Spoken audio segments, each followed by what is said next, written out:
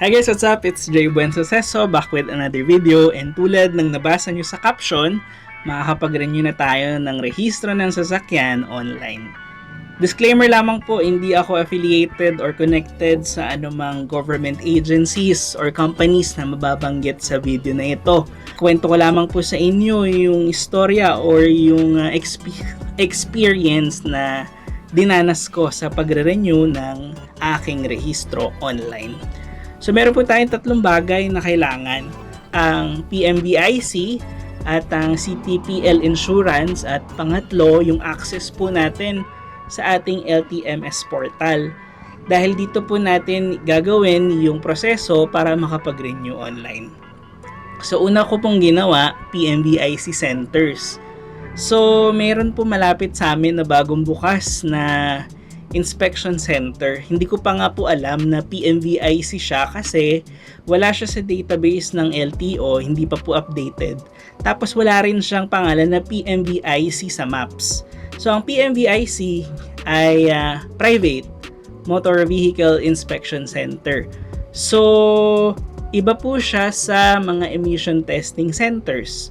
Ang emission testing centers, tinetest lamang po nila yung smoke test or yung usok na lumalabas or emission test only sa engine.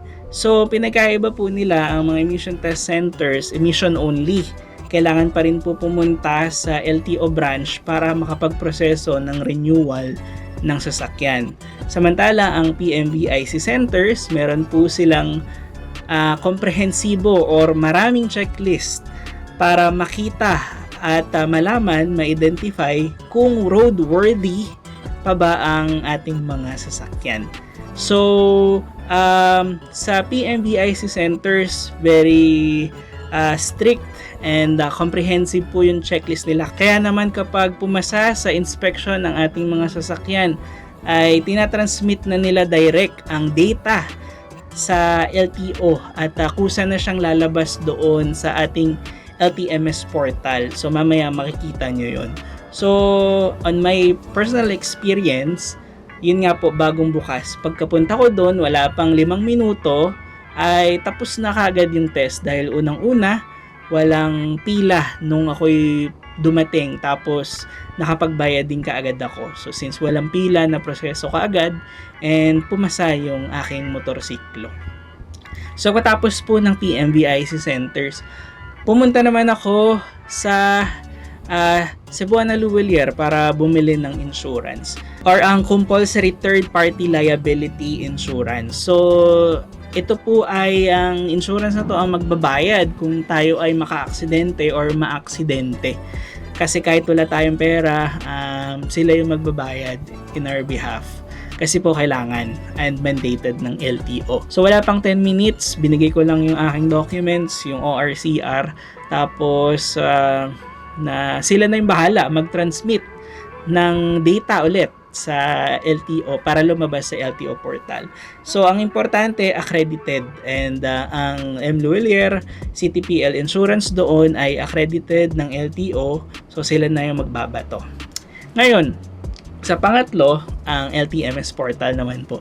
So, importante na meron tayong access sa LTMS portal. Dito po tayo makakapag-renew ng ating rehistro.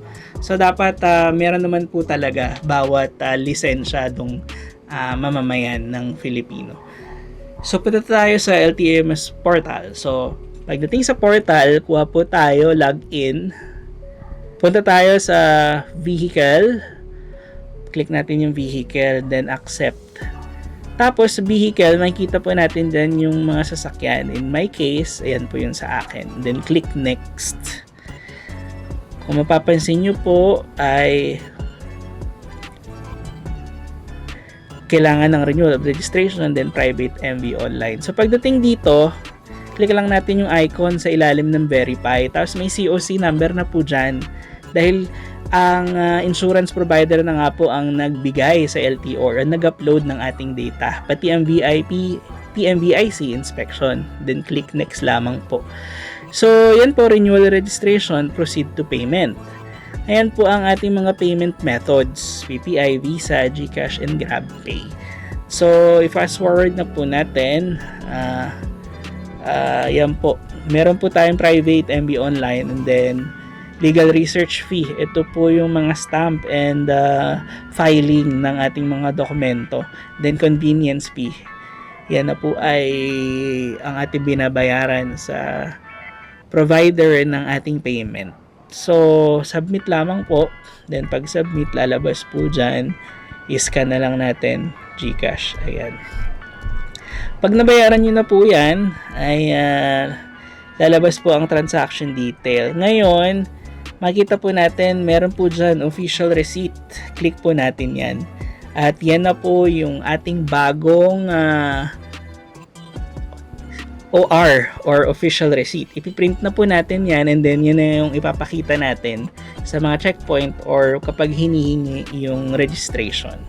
So kung titingnan natin ang ating motor vehicle, makikita natin na yung status active, tapos renewal period between 15th of May and 21st of May 2027. So ibig sabihin, updated na ang rehistro ng ating sasakyan.